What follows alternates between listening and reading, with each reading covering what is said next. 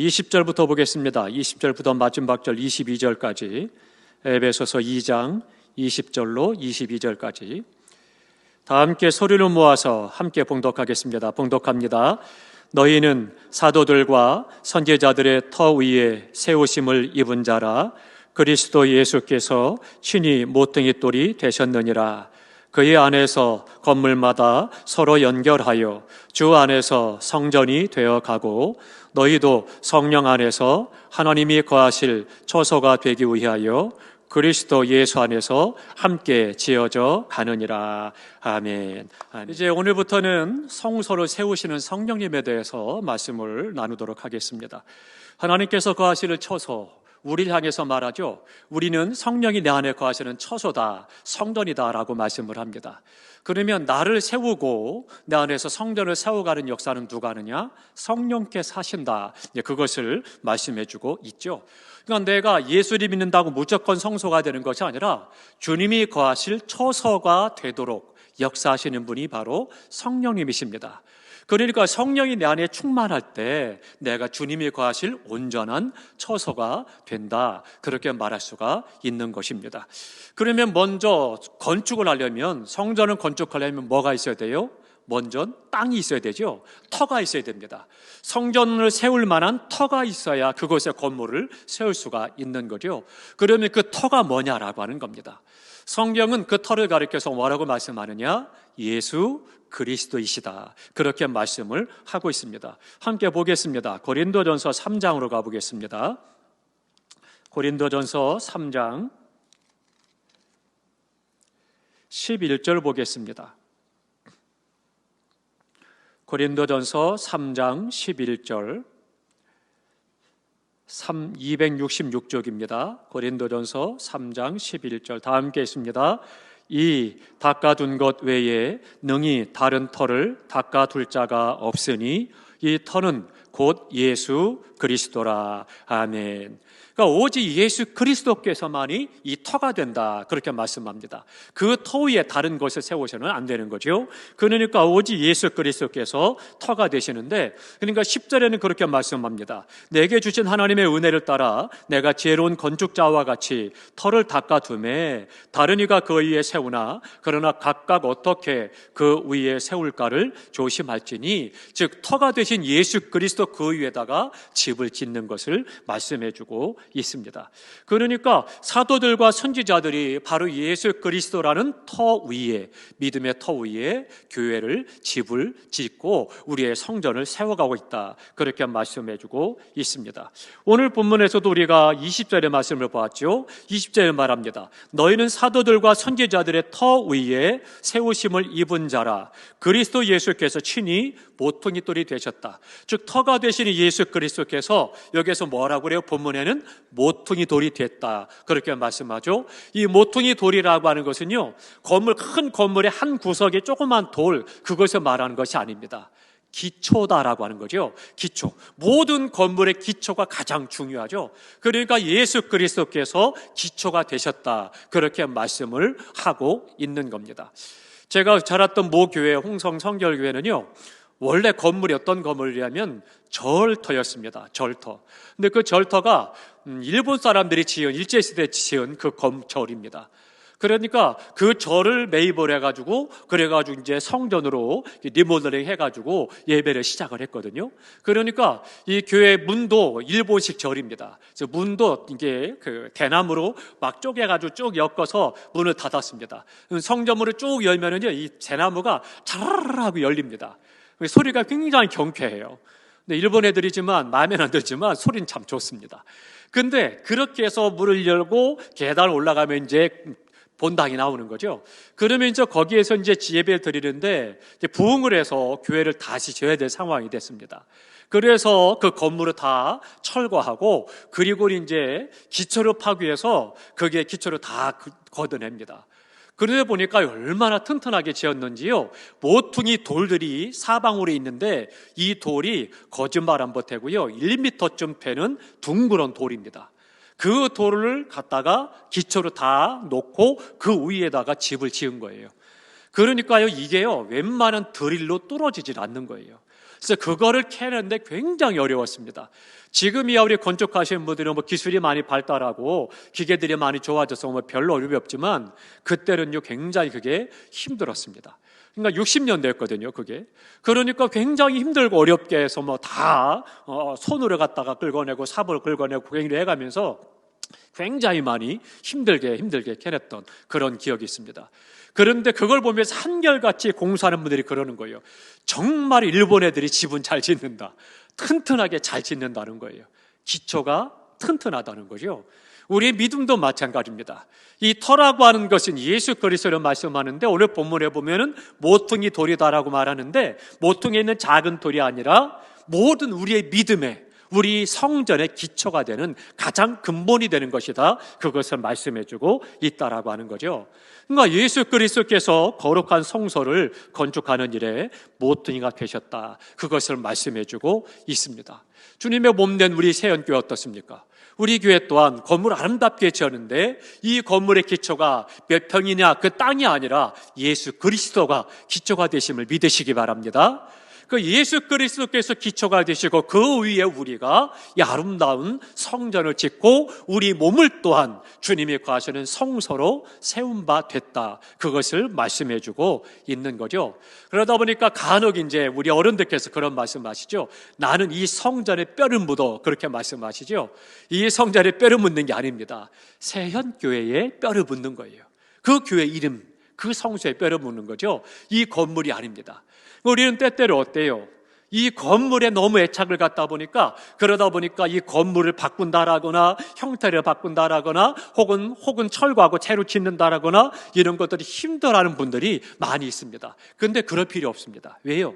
예수 그리스도가 기초가 되시고 그 위에 신령한 집을 세워나갔고 또 하나님의 더 큰 축복을 받으면 더 크게 또한 건축할 수 있는 것이고 또 하나님의 나라를 위해서 필요하면 바꿀 수도 있기 때문이죠.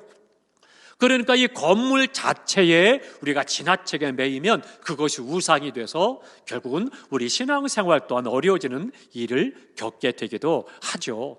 그러니까 어른들은 참 때로는 그것 때문에 마음이 불편하실 때도 있는데 그러지 않고 그것이 아니라 하나님 앞에 나의 생명을 들여서 주님의 아름다운 성전을 건축했으니 이 전이 하나님의 전이요 하나님의 임재가 있고 하나님께 영광 돌리고 이 전을 오는 사람마다 다 주님을 온전히 만나고 구원받아서 영광스럽고 복된 성전 되도록 기도하고 예배하는 것이 중요한 거죠. 그러니까 우리가 주님 앞에 다시 한번 살필 필요가 있다라고 하는 겁니다. 그러면 이 모퉁이 돌이 중요한 역할을 합니다. 어떤 역할을 하느냐? 이 모퉁이 돌은 연결하는 역할을 합니다. 그러니까 벽과 벽, 모든 건물과 건물을 연결하는 역할을 하는 것이 이 모퉁이 돌입니다. 제가 이제 개척을 했어요. 개척을 하는데 개척을 할 때 이 건물을 지어서 개척한 것이 아니고요.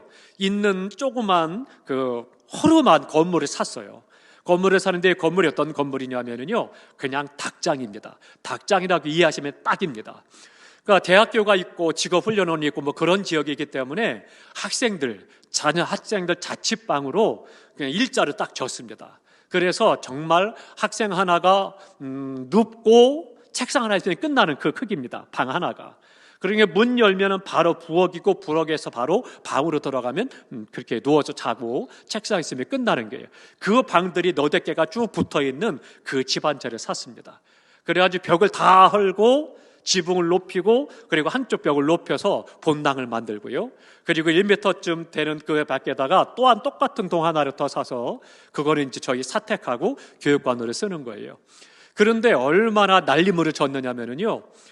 날이 추웠다 더웠다 그러면은 어떤 현상이 생기느냐? 땅이 얼었다 녹았다면서요. 이게 퍼집니다. 그렇게 되면 기초가 튼튼하지 않으니까 양쪽 벽이 딱 붙어있는 벽이 벌어지기 시작을 합니다. 이렇게 벌어집니다.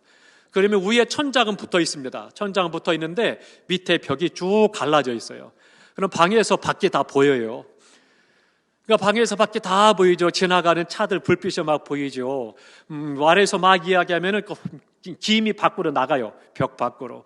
그러니까 이게 건물이 아니에요. 근데 왜 그런가 가서 보니까 기초가 없는 거예요. 어떻게 건물을 졌느냐? 그냥 땅을 팝니다. 땅을 미음자로 파고, 그리고 그 밑에다가 공구리 조금 넣고, 그리고 그 위에다 블록벽을 쭉 쌓아서 그냥 건물을 짓고 스레트를 올린 거예요. 그러니까 이 건물이 되겠어요? 땅이 불었다 좁았다 하니까 이 건물이 점점 기초가 벌어지면서 벌어지기 시작을 하고 자칫 건물이 무너질 상황이 되는 거죠. 이 모퉁이 돌이라는 게 굉장히 그래서 중요하다는 것을 그때 깨달았어요. 너무너무 중요한 거예요. 벽과 벽을 연결하는데, 근데 그 모퉁이 돌이 없으니까 벌어지더라는 거지, 벽이. 그러니까 참 이게 난감한 일이죠.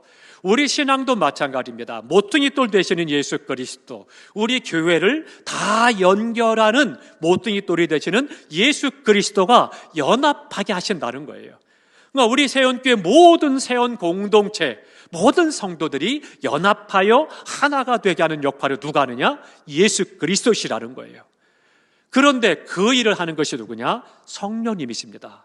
그러니까 성령께서 예수 그리스도라는 기초 모퉁이 돌 위에 우리의 마음을 하나로 묶고 생각을 하나로 묶고 방법을 하나로 묶어서 연합해서 하나가 돼서 건물을 서게 하는 역사를 이루신다. 그것을 말씀해 주고 있다라고 하는 것입니다. 그러니까 예수 그리스도를 중심으로 해서 건축하는 일을 행하시는 분이 바로 성령님이시다. 성령 충만하시기 바랍니다. 성령 충만할 때 우리가 누가 뭐라고 말하지 않아도 마음이 하나가 돼요. 생각이 하나가 돼요. 성령이 충만하면 영은 영으로 통하는 거예요. 그러니까 그 안에서 어떻게 돼요? 서로가 알게 되는 거죠. 그래서 한 가지로 하나님의 뜻을 이루어갈 수 있는 것이고, 교회가 하나가 되어 든든히 서서 사명을 온전히 감당할 수가 있는 거죠. 그렇다면 오늘 본문 22절을 다시 한번 우리 다 같이 읽겠습니다. 함께 있습니다.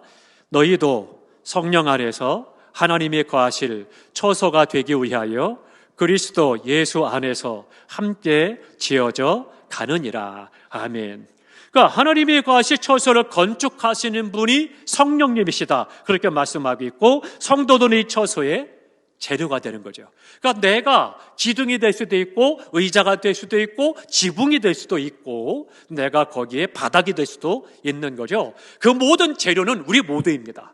우리 모두가 어디든지 재료가 돼서 교회가 세워지는 거고, 그리고 그것을 건축하시는 건축가는 누구냐? 성령님이십니다. 성령께서 건축가가 되셔서 건축을 하시는데 어떤 재료가 어디에 필요하냐? 그 모든 재료들은 다 우리입니다. 내가 재료가 돼서 하나님은 나를 통해서 성령님을 통해서 역사를 하셔서 교회를 세우신다라고 하는 부분을 잘 보여주고 있습니다. 그러면 이제 구체적으로 성령께서 역사하시는 건축하는 역사를 보면 몇 가지를 볼 수 있는데요. 첫 번째로는 연합하는 역사입니다. 다 같이 합니다. 연합하는 역사. 연합하는 역사가 굉장히 중요한 거예요. 연합이 안 되면 교회는 설 수 없는 겁니다. 연합해야, 하나가 돼야 역사가 나타날 수가 있는 것이고 하나님의 뜻을 이루는 거예요. 그러면 역사한다는 것이 뭐냐? 연합한다는 역사를 몇 가지로 말할 수 있는데, 연합하는 것 첫 번째는 그겁니다. 둘이 하나로 연합하게 하는 것. 그 둘을 하나로 만드는 연합, 이것이 좋은 겁니다. 너무나도 중요한 일이에요. 그러니까 성령께서 우리 많은 성도들을 다 둘이 하나가 되도록, 100이면 100, 1000이면 1000, 우리 1000명전 우리에게 모든 성도들이 다 하나가 되게 하는 그 역사를 성령께서 하신다, 그렇게 말씀을 하고 있습니다. 그러니까 성령의 첫 번째 연합은 뭐냐? 사람과 사람 사이를 연합시키는 것입니다. 그러니까 나와 성도들, 나와 다른 사람, 우리 성도들과 성도 간의 사이를 연합해서 하나가 되게 한다. 둘로 하나가 된다. 그것을 말씀해 주고 있습니다. 그러면 그것을 어떻게 말씀해 주느냐? 구체적으로 기록하고 있는 것이 어디냐? 에베소서 2장으로 가봅니다. 에베소서 2장 11절 12절을 보겠습니다. 11절 12절, 둘을 하나로 연합하는 역사를 잘 기록해 줍니다. 다 같이 있습니다. 그러므로 생각하라. 너희는 그때에 육체로는 이방인이요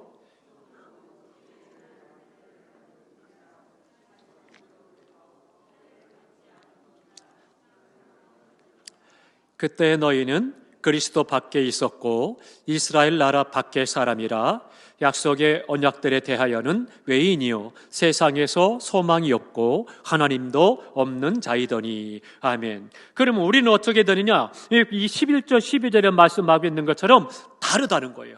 서로가 너무 다르다. 그러니까 어떻게 돼요? 육체로는 이방인이요 손으로는 할례를 받은 무리라 그렇게 말씀을 하면서 할례 받은 자도 있고 받지 않은 자도 있고 하나님께 속한 자도 있고 그렇지 못한 자도 있다. 그리스도 안에 있는 사람도 있고 그리스도 밖에 있는 사람도 있고 언약 안에 있는 사람도 있고 언약 밖에 있는 사람도 있다. 다 다르다는 거예요.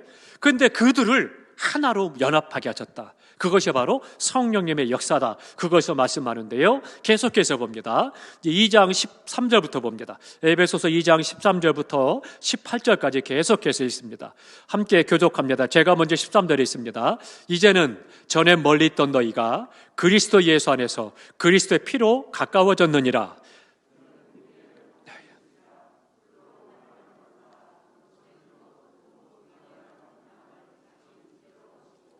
법조문으로 된 계명의 율법을 폐하셨으니 이는 이 둘로 자기 안에서 한 새 사람을 지어 화평하게 하시고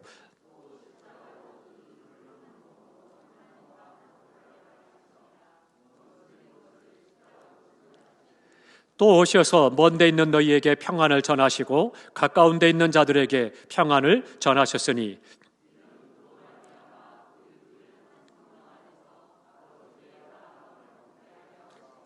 아멘. 각각 다 달랐는데 예수 그리스도의 십자가의 은혜로 말미암아 우리가 그 안에서 하나가 되게 하는 일을 이루셨다라고 하는 것을 잘 보여주고 있습니다.